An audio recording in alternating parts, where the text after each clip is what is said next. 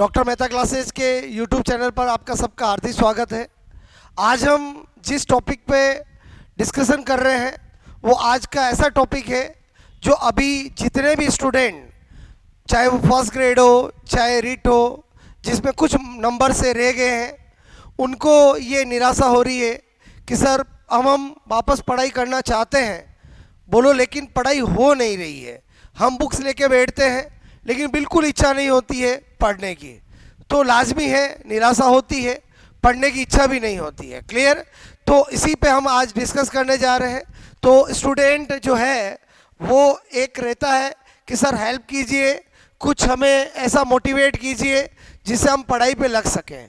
तो दोस्तों मैं ये कहना चाहता हूँ कि अगर आपकी पढ़ाई नहीं हो रही है तो आप कुछ दिन आप पढ़ाई को छोड़कर किसी और कार्य में अपने आप को बिजी करो, क्योंकि अगर आप जितना फ्री रहोगे उतना ही आपके माइंड में ये जो नेगेटिव ख्याल है वो आएंगे कि यार पढ़ाई करने से क्या हुआ, मुझे सफलता नहीं मिली। तो मेरे कहने का मतलब है आप थोड़ा कुछ समय अपने आप को बिजी कीजिए, क्योंकि जितना इंसान बिजी रहता है उतनी नेगेटिव थॉट बोलो आपके दिमाग में नहीं आती है। क्लियर? और उसके बाद जब आपको लगता है कि थोड़ा आप 2-5 दिन रिफ्रेश हो गए हो और आपकी जो नेगेटिव प्रोसेस थॉट अब कम आ रही है, तो आप फिर एक बार अपनी स्टडी को स्टार्ट करने से पहले आत्मसात कीजिए कि वास्तव में आपने क्या कमी रखी जिसकी वजह से आपके जो फ्रेंड्स हैं वो सेलेक्ट हो गए और आप नहीं हुए। क्योंकि जब तक आप एनालिसिस नहीं करोगे अपनी असफलता का, क्योंकि जो सफलता आपको नहीं मिली है, असफलता मिली है, तो आपको वापस अगर सफलता चाहिए तो आपको अपना आत्मसात तो करना पड़ेगा, आत्ममंथन करना पड़ेगा कि वास्तव में मेरी असफलता का कारण क्या है। अगर आपने सोच लिया है कि मुझे गवर्नमेंट नौकरी लेनी है, मुझे टीचर बनना है, मुझे सीनियर सेकेंडरी का या फर्स्ट ग्रेड लेक्चरर बनना है, बोलो तो आपको अपना लक्ष्य नहीं बदलना है। आपको क्या करना है, अपना जो पाथवे है कि यार मैंने इस तरह से पढ़ाई की थी, मैंने ऐसे रिवाइज किया था तो मुझे सफलता नहीं मिली, तो क्यों ना मैं जो सफल हुए हैं या जो बहुत सालों से कंपटीशन में सेलेक्ट कराते हैं उनका मैं एक्सपीरियंस यूज करूं, उनसे एडवाइस लूं और एक सही पाथवे को डिसाइड करके फिर मैं अपने इस लक्ष्य की ओर बढ़ूं। क्योंकि अगर आपने उसी पाथवे को फॉलो किया तो डेफिनेटली आपको फिर असफलता मिलेगी। तो अपने पढ़ने का तरीका चेंज कीजिए। अगर आपका पढ़ने का तरीका नहीं है, आपका कंटेंट सही नहीं है, तो आप उसको चेंज कीजिए और उससे क्या होगा, आपको नई मोटिवेशन मिलेगा। क्लियर? तो मेरे कहने का मतलब है मैंने आपको जो हेल्प होती है वो मैंने आपको बताया कि सबसे पहले अपने अंदर आत्ममंथन कीजिए कि आपकी असफलता का कारण क्या है, नहीं कि किसी और पे आप दोषारोपण करें।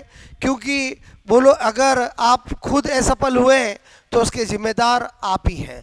कहीं ना कहीं आपने कोई ना कोई कमी ज़रूर रखी है, इसकी वजह से आप असफल हुए हैं। और 1-2 नंबर से अगर कोई रह गए हैं तो उसमें बोलो लक फैक्टर भी होता है। अगर एक बार लक साथ नहीं दिया तो डेफिनेटली अगली बार देगा, ऐसा आपको आशावादी बन के ही आप तैयारी कर सकते हो। क्लियर? उसके बाद आपको थोड़ा सा अपना तरीका चेंज करने की ज़रूरत है।